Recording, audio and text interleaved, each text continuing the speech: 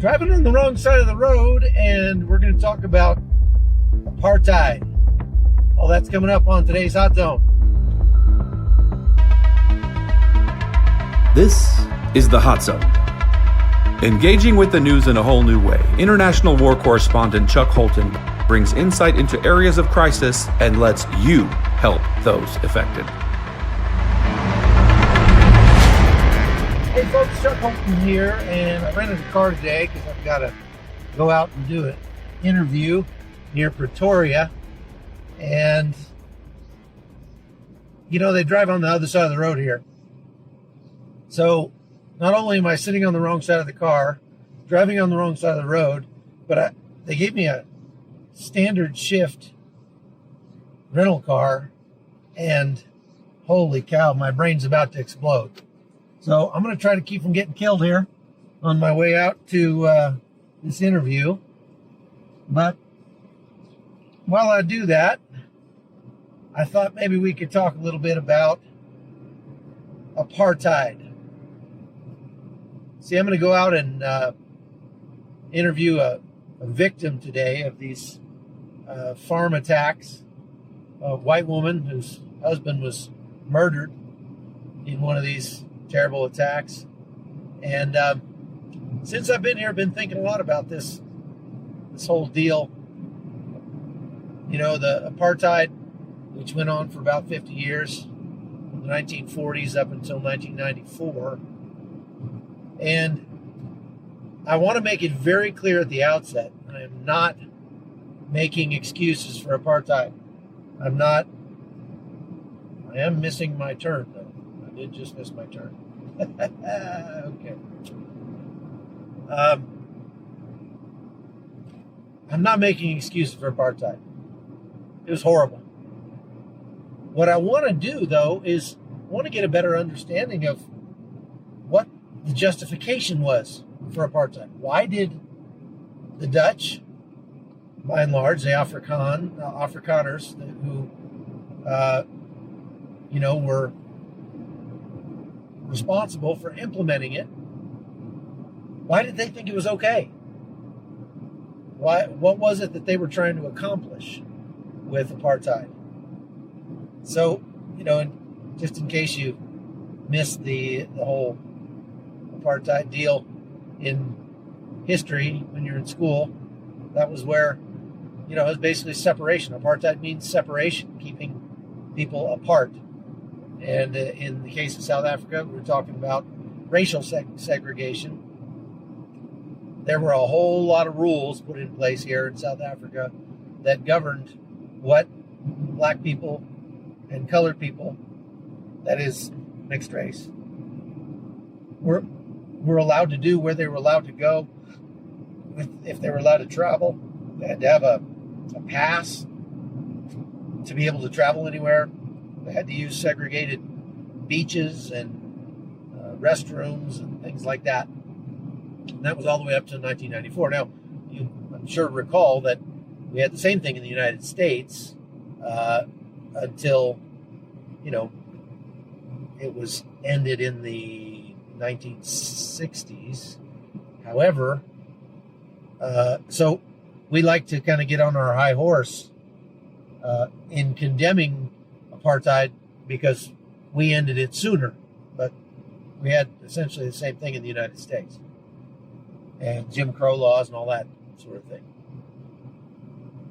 So, in talking with some of the older folks that I've been in touch with here,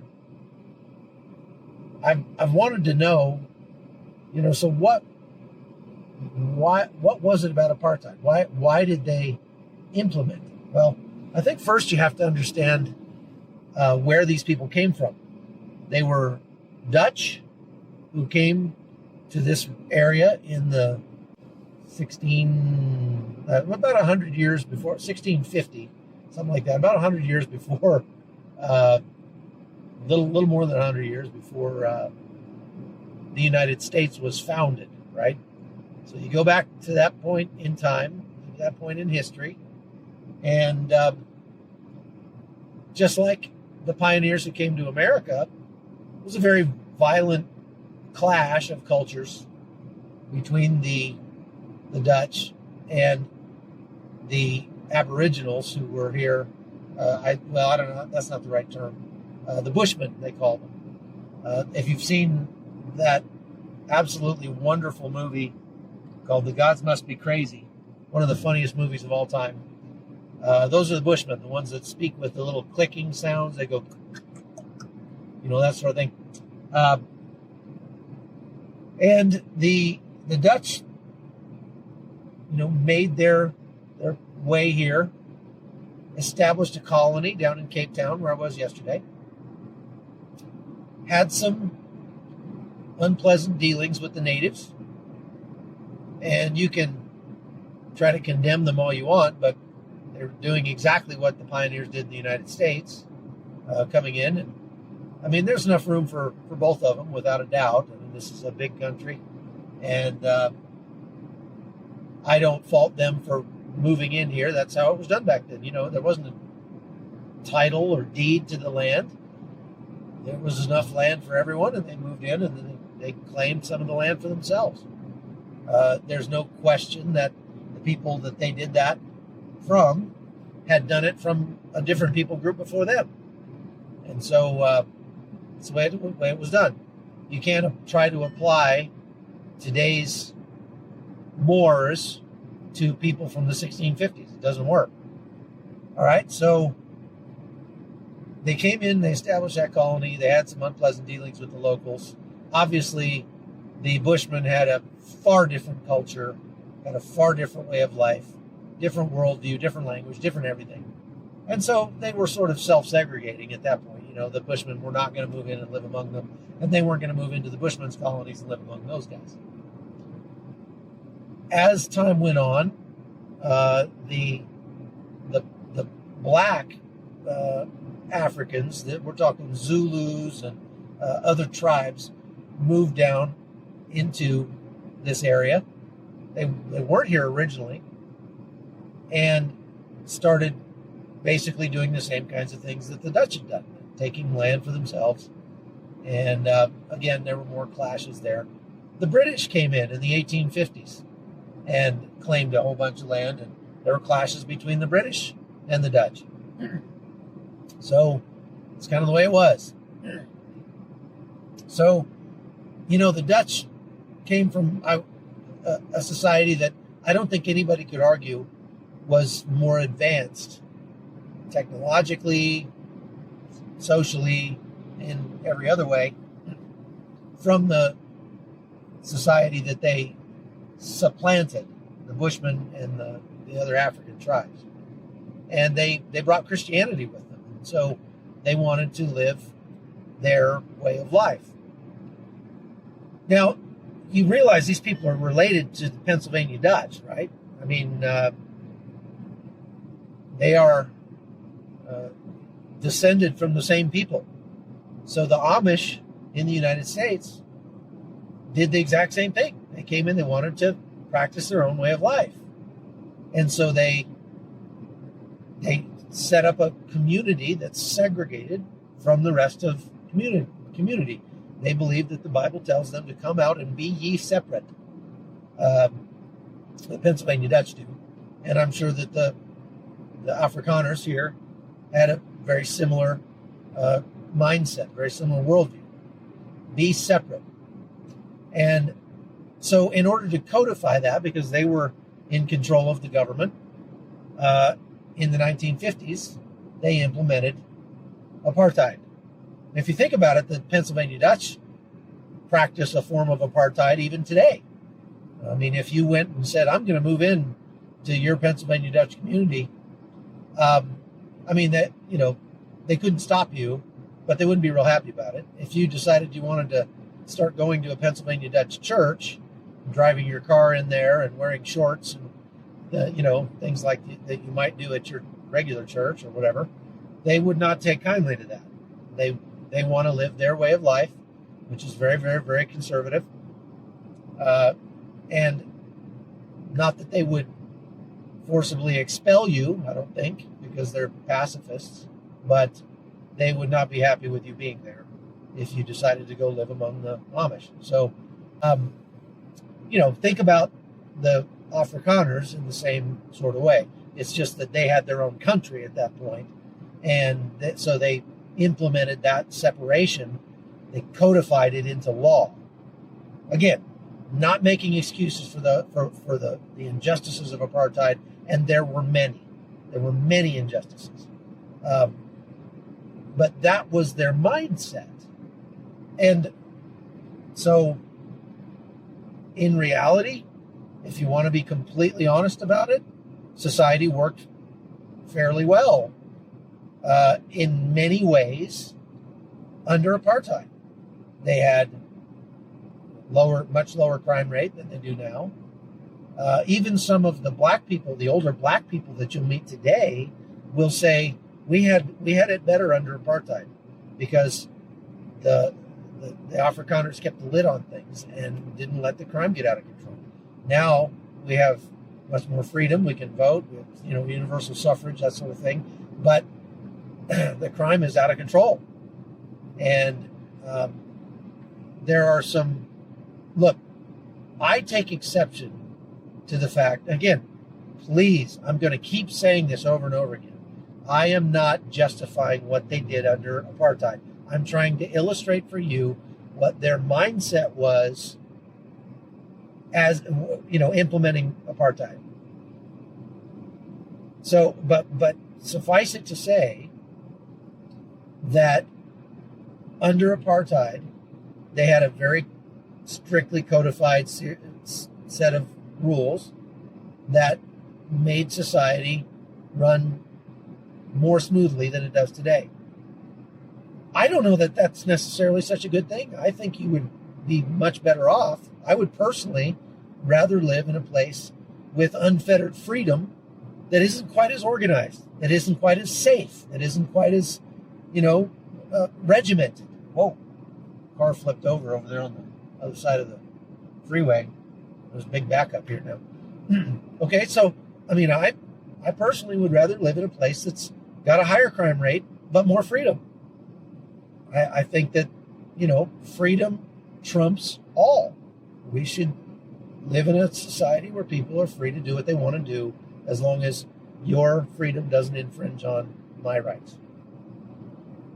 So, talking to these guys and hearing their stories about how things used to be, it's really interesting to kind of hear the other side of that perspective.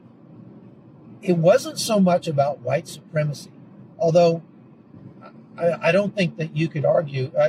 A lot of people, when I was in college, I was an international studies minor for a while, and they like to argue that all cultures are created equal. That there's no culture that's better than any other. They're just different. It's like flavors of ice cream. Pick the one you want. I don't subscribe to that. Some cultures are just better. Some cultures have every culture has things that are wrong with it, but some cultures are extremely dysfunctional.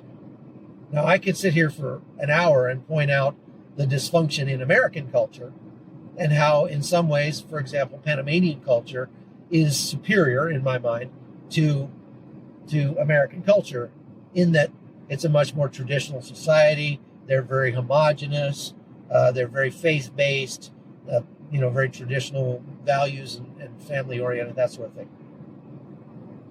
At the same time, I could point out some things that are very dysfunctional about Panamanian culture. That, they, for example, they don't have a sense of the value of time, and so they will waste massive amounts of people's time because it's just not valuable to them. That's just one, okay? So, I think if you measure cultures by how they enshrine human dignity, if you measure cultures by how they run efficiently, and there are measures like that. There are ways that you could measure cultures that would help you understand whether one is better than another. And I think that the white culture in South Africa has some very healthy aspects to it today, and did back then as well. But the expression of their culture under apartheid became very dysfunctional in their failed attempts to codify their worldview for all people in their culture. That's all there is to it. Now, remember, before you go judging, the United States had the exact same thing. And we got rid of it just in the greater scheme of things this long before the culture here in South Africa did. And the pendulum here in South Africa has now swung the other direction.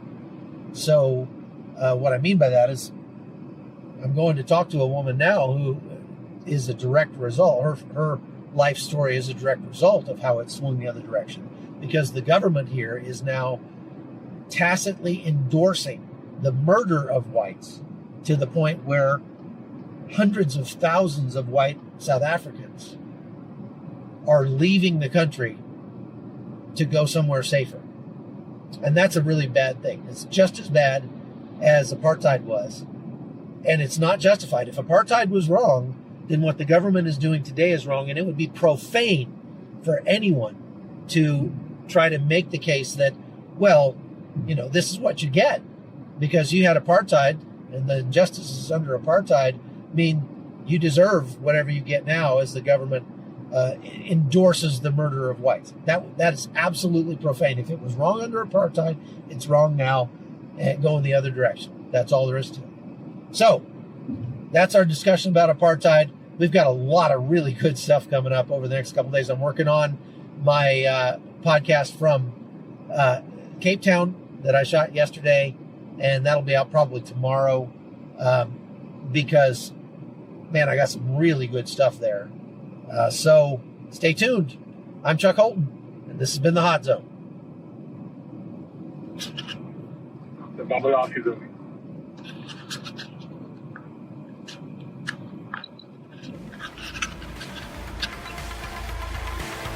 The Hot Zone is produced by Amy Holton and Livefire Media. Copyright 2019.